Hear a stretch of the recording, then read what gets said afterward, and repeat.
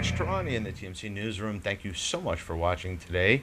On our program is Joe Staples, who's the CMO of Interactive Intelligence, and today we'll be discussing the integration of social media and contact centers. For those of you who read Customer Interaction Solutions magazine, you might have seen my publisher's outlooks in the past few months that have focused on the topic of social media and how contact centers should be integrating. So, Joe, I'm going to ask you just get right into it. Why is it important for contact centers to be integrated with social media? Well, I think, obviously social media is becoming a part of our culture. It's how things get communicated and how messages get pushed out. Sometimes those things are positive and sometimes those are negative.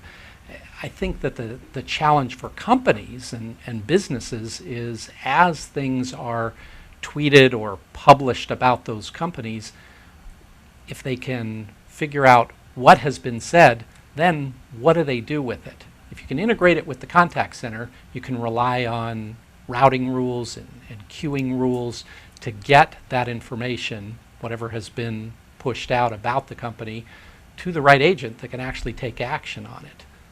And so that seems to be the goal, right? Is to try to address problems before they spread in the blogosphere or the Twitter sphere or wherever else the negative comments tend to accumulate, right? And kind of nip them in the bud. Right. And I think that there's plenty of companies out there that, do social media listening or social media monitoring. But then the challenge is once you know that has been tweeted or blogged about, how do you get it to the right person inside the organization to do something about it? And that's where the contact center can come in. Then you've got trained, skilled agents that are monitoring queues, that know how to handle these things or can be trained how to handle these things and can take action on them. Now, are there companies out there that shouldn't be monitoring and listening to their social or listening to what's being said about them in social media and trying to respond to it proactively? I'd have to say no. Yeah. I think from the smallest company to the largest company, you could make a case that a real negative experience that gets pushed out to a lot of people could absolutely crater their business. So based on that,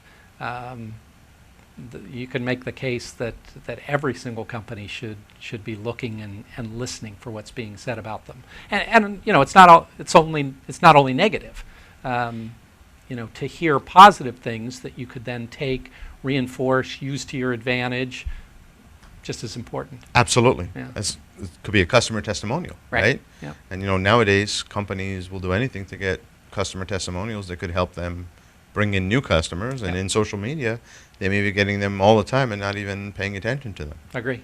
So I guess one other point that I had mentioned a little bit earlier was just that the way search engines are today, they're integrating social media responses or results within the search engine page results. And so if a company is being searched, quite often there'll be tweets about that company in the top few results, meaning that there's a new sense of urgency regarding monitoring and responding to the proliferation of chatter about their company in these various social media environments, right?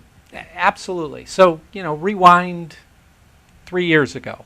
A disgruntled customer would write a letter to the company that they were mad at, or they may post something on their own website or personal blog, and it would kind of sit there and a few people would know about it. Social media has changed that game. I mean, now something like that happens and somebody picks up on it and somebody else picks up on it and it gets retweeted and reposted, and the next thing you know, the entire country or the entire world can know about it, depending on how big of an event it is. So for companies to proactively take the measures to monitor that social media chatter, listen to it, look at it, and then have something pushed back into their organization, and we think through the call center makes the most sense, to where they can take action on it before it spins out of control, is the right way to approach this. Well, Joe, thanks for being on the program today. It was great talking with you about this topic. Thank you. Looking forward to having you back. Thanks.